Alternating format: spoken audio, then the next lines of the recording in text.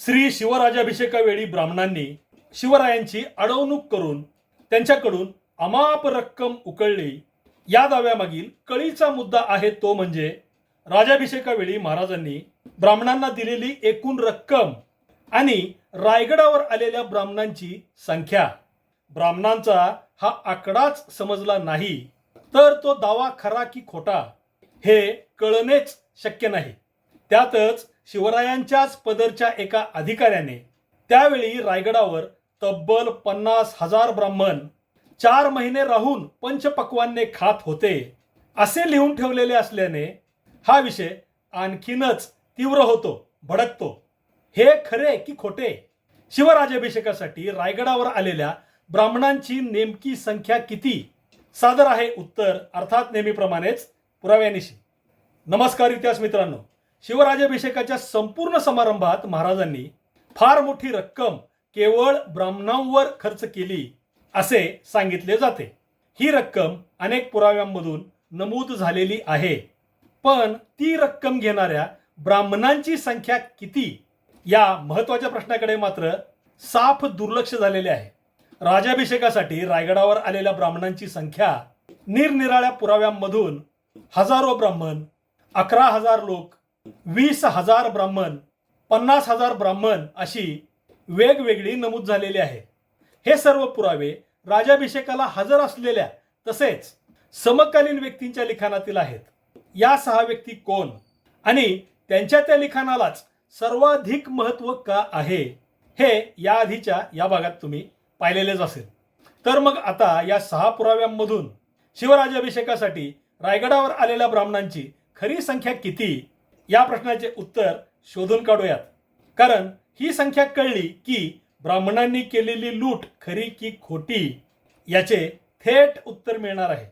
शिवराजाभिषेकावेळी रायगडावर इंग्रजांचा वकील हेनरी ऑक्झेंडन, गागाभट्ट, निश्चलपुरी गोसावी आणि शिवरायांचे एक मंत्री दत्ताजी त्रिमल या 4 व्यक्ती प्रत्यक्ष स्वतः हजर होत्या.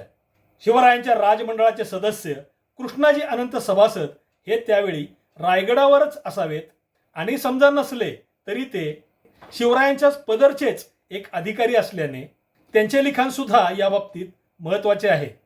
6वी व्यक्ती म्हणजे अब्राहम ले फेबेर. हा 1674 साली वेंगुर्ल्याच्या डच व्यापारी वखारीतील एक अकाउंटंट होता. हा शिवराजाभिषेकाला रायगडावर हजर नव्हता, पण त्याने माहिती गोळा करून राजाभिषेकानंतर 4 महिन्यांनी लिहिलेला वृत्तांत हा समकालीन असल्याने त्यातील माहिती सुद्धा आपल्याला जाणून घ्यावी लागते.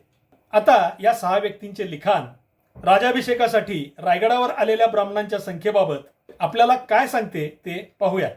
शिवरायांच्या राजाभिषेकाच्या धार्मिक विधींचे प्रमुख गागाभट्ट यांनी लिहिलेल्या श्री शिवराजाभिषेक प्रयोग या ग्रंथात एकूण किती ब्राह्मण त्यावेळी रायगडावर हजर होते याबाबत माहिती दिलेली नाही. शिवरायांचा दुसरा राजाभिषेक करणाऱ्या निश्चलपुरी गोसावी यांच्या श्री शिवराजाभिषेक कल्पतरू या ग्रंथात हजारो धनयाचक ब्राह्मण आणि मोठ्या संख्येने वेद पारंगत ब्राह्मण त्या महोत्सवासाठी आले होते असा मजकूर आहे. पण यामध्ये राजाभिषेकाचे सर्व धार्मिक विधी करण्यासाठी आलेले वेद पारंगत म्हणजे विद्वान पंडित ब्राह्मण किती आणि धनाच्या आशेने आलेले इतर सर्वसामान्य ब्राह्मण किती याची नेमकी संख्या दिलेली नाही.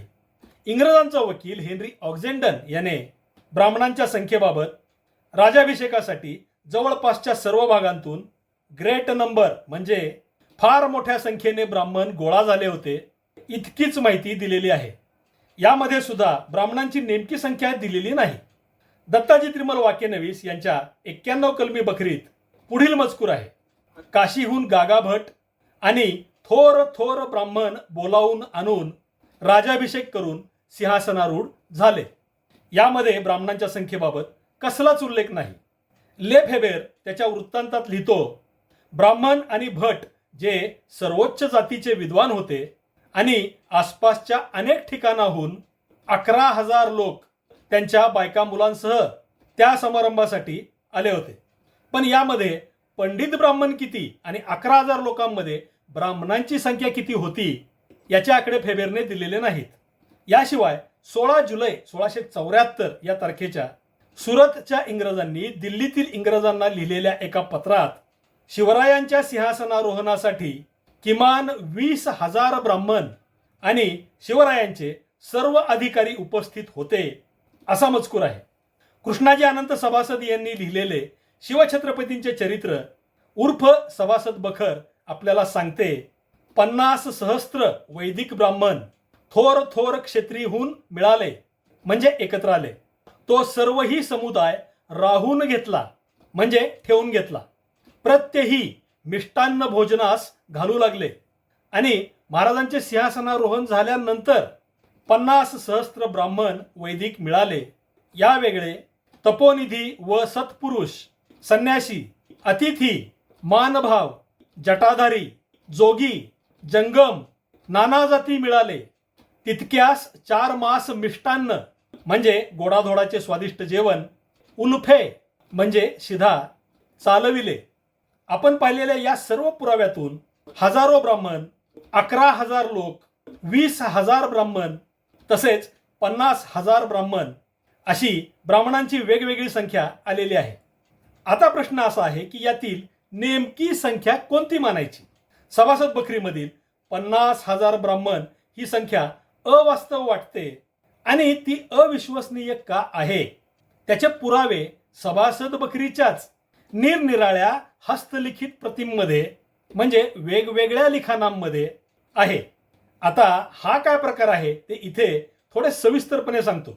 सभासद बखरीची पूर्ण मजकूर असलेली मोडी लिपीतील 4 वेगवेगळी हस्तलिखिते इसवी सन 1884 पूर्वीच उपलब्ध झालेली होती. प्रतापगड, सातारा, महाड आणि पाचाड इथे मिळालेल्या या 4 प्रतींमधील मजकुरात काही ठिकाणी मोठे फरक आहेत. यातील पाचाड प्रत सोडून इतर 3 निरनिराळ्या प्रतींवरून का ना साने यांनी 1881 साली पहिल्यांदाच शिवछत्रपतींचे चरित्र या नावाने मूळ मोडी लिपीचे देवनागरी म्हणजे सध्या आपण लिहितो त्या मराठीमध्ये लिप्यंतर करून ते छापले. हीच साने यांची आवृत्ती नंतर शन ना जोशी आणि र वी हिरवाडकर यांनी संपादित करून छापली. सध्या बाजारामध्ये आपल्याला या मराठी आवृत्त्या उपलब्ध आहेत. सभासद बखरीच्या पाचाडला मिळालेल्या प्रतीचे फक्त इंग्रजीत भाषांतर झाले होते. ते 1884 साली ज ल मानकर यांनी केले होते. साने, जोशी आणि हिरवाडकर या संपादकांनी त्यांच्या त्यांच्या सभासद बखरीच्या आवृत्तीत प्रतापगड, महाड, सातारा, पाचाड या निरनिराळ्या प्रतींमधील मजकुरातील फरक त्या त्या पानावर खाली टीप देऊन नमूद केलेला आहे. सध्या आपल्याला उपलब्ध असलेल्या सभासद बखरीतील 50 सहस्त्र वैदिक ब्राह्मण थोर थोर क्षेत्रीहून मिळाले या वाक्याबद्दल खाली टिपेमध्ये 50 सहस्त्र हे शब्द प्रतापगड प्रतीमध्ये मात्र आहेत म्हणजे प्रतापगड प्रतीमध्येच फक्त आहेत अशी माहिती वरील 3ही संपादकांनी दिलेली आहे. याचा अर्थ महाड, सातारा आणि पाचाड या ठिकाणी मिळालेल्या सभासद बखरीच्या 3 निरनिराळ्या प्रतींमध्ये 50 सहस्त्र हा शब्दच नाही, फक्त वैदिक ब्राह्मण थोर थोर क्षेत्रीहून मिळाले असे वाक्य आहे. त्यामुळे 50 सहस्त्र हा ब्राह्मणांचा आकडा अविश्वसनीय ठरतो. दुसरी महत्वाची बाब म्हणजे प्रतापगड प्रतीमधील इतर चुका, त्रुटी किंवा दोष हा आहे. याची 2-3 महत्वाची उदाहरणे इथे सांगतो. प्रतापगड प्रतीमध्ये जिजाई आऊ हिचे पोटी राजश्री शिवाजीराजे पुत्र होताच असे वाक्य आहे. तर महाड आणि सातारा प्रतीमध्ये इथे प्रथम स्त्री नाव जिजाई, तिचे पोटी पुत्र संभाजीराजे झाले, दुसरे पुत्र शिवाजीराजे झाले असा मजकूर आहे. पाचाड प्रतीच्या इंग्रजी भाषांतरात संभाजीराजे आणि शिवाजीराजे यांची माता जिजाऊ असा उल्लेख आहे. अर्थात प्रतापगड प्रतीमध्ये शिवरायांचे सख्खे थोरले बंधू संभाजीराजे यांचे नावच इथे नाही. दुसरे उदाहरण असे आहे, प्रतापगड प्रतीमध्ये शिवराजाभिषेकाची तिथीच दिलेली नाही. ती तिथी महाड प्रतीमध्ये तसेच पाचाड प्रतीच्या इंग्रजी भाषांतरात शालिवाहन शके 1596, ज्येष्ठ मासी शुद्ध त्रयोदशीस मुहूर्त पाहिला अशी दिलेली आहे. तिसरे उदाहरण शिवरायांच्या निधनाबाबत आहे. शालिवाहन शके 1602 रौद्र नाम संवत्सरे चैत्र शुद्ध 15 म्हणजे पौर्णिमा रविवारी 2 प्रहरी महाराजांचा काळ रायगडी झाला. हे वाक्य महाड प्रतीमध्ये आहे, तसेच पाचाड प्रतीमध्ये सुद्धा आहे. पण प्रतापगड प्रतीमध्ये मात्र ही तिथी दिलेलीच नाही. अशाच आणखी काही चुका, त्रुटी आणि दोष प्रतापगड प्रतीमध्ये आहेत आणि त्याची माहिती त्या तीनही संपादकांनी त्यांच्या त्यांच्या पुस्तकात त्या पानावर खाली टिपेमध्ये दिलेली आहे. सभासद बखरीच्या प्रतापगड प्रतीमध्ये शहाजीराजे आणि जिजाऊंचे थोरले पुत्र संभाजीराजे यांच्या जन्माचा उल्लेख नसणे, शिवराजाभिषेक आणि शिवनिधन या अत्यंत महत्त्वाच्या घटनांची तिथी नमूद नसणे, हे त्या प्रतीचे दोष लक्षात घेतले तर फक्त प्रतापगड प्रतीमध्येच ब्राह्मणांच्या संख्येबाबत 50 सहस्त्र हा शब्द असणे आणि महाड सातारा तसेच पाचाड प्रतीमध्ये तो शब्दच नसणे, यामुळे 50 सहस्त्र हा आकडा संशयास्पद आणि प्रक्षिप्त म्हणजे नंतर समाविष्ट केलेला किंवा नेमकी संख्याच माहिती नसल्याने मनानेच घातलेला ठरतो. थोडक्यात सभासद बखरीच्या प्रतापगड प्रतीत दिलेला तो आकडा अविश्वसनीय आहे. सभासद बखरीच्या इतर 3 प्रतींमध्ये राजाभिषेकाला रायगडावर आलेल्या ब्राह्मणांची संख्या दिलेली नाही. त्यामुळे फक्त प्रतापगड प्रतीमध्ये असलेली 50,000 ब्राह्मण ही संख्या ग्राह्य धरताच येत नाही. 50,000 ब्राह्मण हा आकडा अशा रीतीने बाद होतो. पण राजाभिषेकाला आलेल्या ब्राह्मणांची नेमकी संख्या किती हा महत्वाचा प्रश्न पुन्हा अनुत्तरितच राहतो. यामुळे आता हा किचकट प्रश्न सोडवायला सर्वात आधी आपल्याला ले फेबेरच्या वृत्तांताचा आधार घेता येतो. फेबेर सांगतो, रायगडावर उच्च जातीचे ब्राह्मण आणि भट तसेच 11,000 लोक त्यांच्या बायका मुलांसह समारंभाला आले होते. फेबेरने त्याच्या वृत्तांतात महाराजांनी दान दक्षिणेसाठी किती रक्कम दिली त्याचा एकूण आकडा 1,50,000 होन असा दिलेला आहे. त्यातील सुमारे 50,000 होन धार्मिक विधी करणाऱ्या ब्राह्मणांना दिले असे त्याने त्याच वृत्तांतात सांगितलेले आहे. म्हणजे आता राहिला 1,00,000 होनांचा हिशोब. फेबेरने त्याच्या त्या वृत्तांतात महाराजांनी राजाभिषेक स्नान झाल्यावर सिंहासनारोहणाच्या आधी धार्मिक विधी करणाऱ्या प्रत्येक ब्राह्मणाला 100 होन दिले असे सांगितलेले आहे आणि सिंहासनारोहणाच्या दुसऱ्या दिवशी गडावर आलेल्या सर्व दूत आणि सुशिक्षित लोकांना प्रत्येकी 3, 4 किंवा 5 रुपये आणि बायका मुलांना 1 किंवा 2 रुपये दिले असे वर्णन केलेले आहे. फेबेरने अगदी सुरुवातीला सांगितलेले 11,000 लोक ते हेच आहेत. बायका मुलांसह यांची संख्या अंदाजे 33,000 होईल आणि 1 रुपये ते 5 रुपये म्हणजे सरासरी 3 रुपये प्रत्येकाला मिळाले म्हणजे हा आकडा होतो 99,000 रुपयांचा म्हणजे 1,00,000 रुपयांचा. 1,00,000 रुपये म्हणजे 25,000 होऊन होतात. पण ह्या 11,000मध्ये फक्त ब्राह्मण किती हे समजत नाही. फेबेरने सांगितलेल्या एकूण 1,50,000 होनांपैकी 50,000 होन हे ब्राह्मणांना धार्मिक विधीवेळी दिले गेले. 25,000 होन बायका मुलांसह आलेल्या लोकांना मिळाले. म्हणजे उरलेले 75,000 होन हे सिंहासनारोहणा आधी प्रत्येक विधीवाल्या ब्राह्मणाला प्रत्येकी 100 होन असे दिले गेले. याचा अर्थ होतो शिवराजाभिषेक समारंभातील अनेक धार्मिक विधी मंत्रपठणासह यथाशास्त्र करणाऱ्या विद्वान पंडित ब्राह्मणांची संख्या होती 750 ब्राह्मण. आता आपण फेबेरचा वृत्तांत बाजूला ठेवून दुसऱ्या मार्गाने राजाभिषेकाला रायगडावर विधीवाले ब्राह्मण सोडून इतर किती ब्राह्मण आले होते ते कसे काढता येते ते पाहूया. 1674 साली शिवराजाभिषेकावेळी महाराजांच्या स्वराज्यात कोकणातील सध्याचे ठाणे, रायगड, रत्नागिरी आणि सिंधुदुर्ग हे 4 पूर्ण जिल्हे, जवळपास संपूर्ण पुणे जिल्हा, जवळपास अर्धा नाशिक, अर्धा सातारा आणि अर्धा कोल्हापूर जिल्हा इतका भूभाग समाविष्ट होता. सध्या या इतक्याच भूभागात मोठी शहरे, लहान शहरे, लहान मोठी खेडी मिळून सुमारे 9,000 गावे आहेत. गावांची हीच संख्या शिवकाळात सुद्धा होती असे मानता येईल. या 9,000 गावांतून सरासरी 1 ब्राह्मण प्रत्येक गावातून शिवराजाभिषेकासाठी रायगडावर गेला होता असे म्हटले तर ही संख्या होते 9,000 ब्राह्मण. लहान मोठ्या शहरातून अर्थातच एकाहून जास्त संख्येने ब्राह्मण आलेले असणार. त्यामुळे आपण ही एकूण संख्या 10,000 ब्राह्मण अशी धरू. असेच गणित दुसऱ्या एका आणखी चांगल्या रीतीने करता येते. महाराजांच्या स्वराज्यातील एकूण लोकसंख्या या मुद्द्याकडे बहुतेक सर्व इतिहासकारांनी दुर्लक्ष केले असले तरी ज्येष्ठ इतिहास संशोधक आणि लेखक कैलासवासी रा कुलकर्णी यांनी त्यांच्या शिवकालीन महाराष्ट्र या पुस्तकात 1872 साली इंग्रजांनी केलेल्या लोकसंख्या गणनेच्या आधारावर तसेच लोकसंख्या विषयक इतर अनेक बाबींचा परामर्श घेऊन शिवस्वराज्यातील एकूण लोकसंख्या 31 लाख लोक अशी दिलेली आहे. यामध्ये 95 ते 96% म्हणजे सुमारे 30 लाख लोक हिंदू होते.